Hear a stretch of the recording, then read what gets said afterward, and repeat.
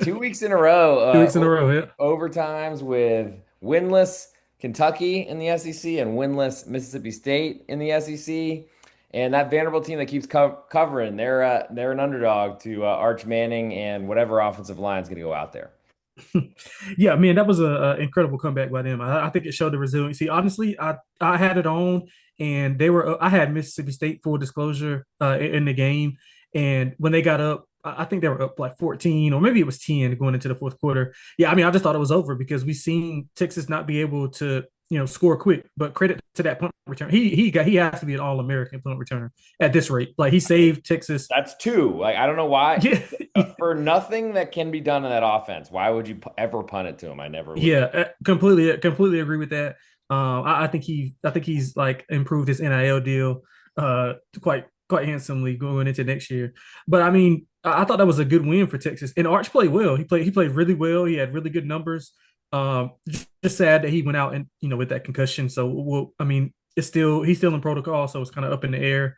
But I mean, I think both of these teams are pretty similar to me. I mean, the status of Arch is really it's really telling here because you're going with the backup. I think he came in and threw maybe one pass. It just so happened. I think it was a touchdown in overtime. Oh, So yes, it was. It was the yeah, game winner, baby. yeah, Yeah, of course.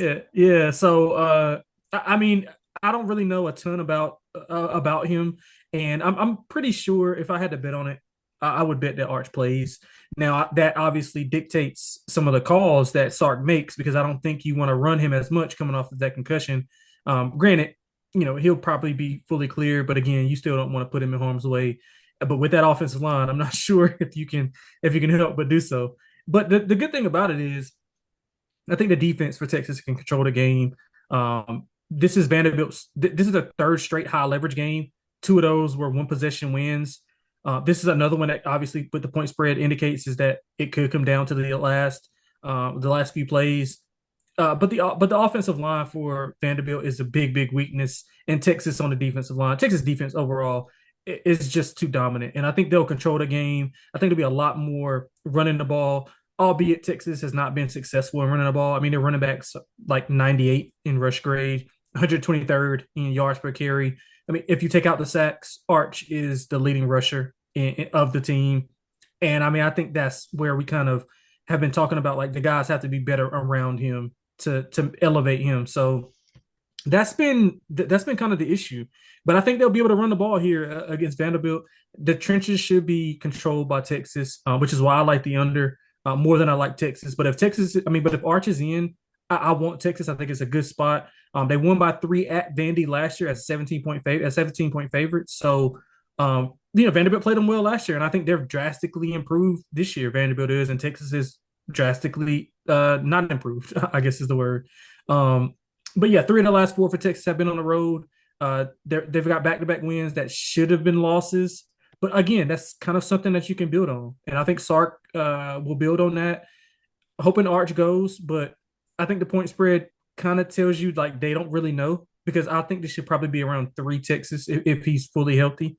But again, credit to Vanderbilt because right now, power rating wise, the number is telling you that they're the better team. But I think that Texas wins one possession game, maybe a late field goal, maybe a late Arch touchdown run. But I do like the under though. I think this has 17-13 written all over it. So talk to me about addition by subtraction if Arch doesn't play. Caldwell, who's been all over the map, it seems, in NIL life as a quarterback. So not a lot of expectations on him, Yeah. but did throw a touchdown upon review in that overtime against Mississippi State after Arch went out. I'm a I've been selling Arch this whole season. I think anyone who's listened to this podcast knows, but I also selling him coming out of the concussion protocol within just 1 week. I feel like Yeah. we've seen in the NFL, it's really hard to do. College Hmm. might be a different landscape, rules, all those sort of things, but I would think that the Manning camp is going to do everything they can to make sure he's healthy when he's out there because that stock is about as low as it can be right now, Yeah. and I think they Well, want as many excuses out there as possible. So. yeah. Backup quarterback, of course, doesn't have the accolades that Arch does, and we'll see. It's really, I think, a mystery box, if you will, of what's going to go out there. So what that tells me is a lot more influence or emphasis on the Texas running game. Yeah. So You see the Vanderbilt D-line as something that the Texas offensive line, who struggled for a lot of the season, can win against, basically. Yeah, yeah, I do. I think both sides of the ball. If you want to start off with the offensive line, they've struggled, but they've been a little bit better run blocking. And I think in a situation where they know they're going in to run the ball, from a game plan perspective, I think it's pretty much going to stay the same. But whether it's Caldwell or Arch, I think they're going to try to rely more on the running backs. Now, those running backs have to win. The offensive line, I think, will do a better job. This is, Kentucky has really good defensive linemen, so that's not something to sneeze about. Mississippi State, on the other hand, maybe a little bit of worry, but I mean, it's SEC, it's SEC caliber defensive lines, and while Vandy has improved their defensive line, I would probably say they are the second worst defensive line in the country. I mean, not in the country, in the SEC. And I mean, Texas should be able to exploit that. Those guys have got more reps together going in physical. I mean, offensive linemen, they love running the ball. So Sark, regardless of who's playing, I don't think he wants to put the ball in the air a ton. They want to rely on the run game. Obviously, without Arch's legs, you do maybe. I guess you maybe prepare yourself to have more defenders in the box. But again, I think that's a game that Texas can win up front.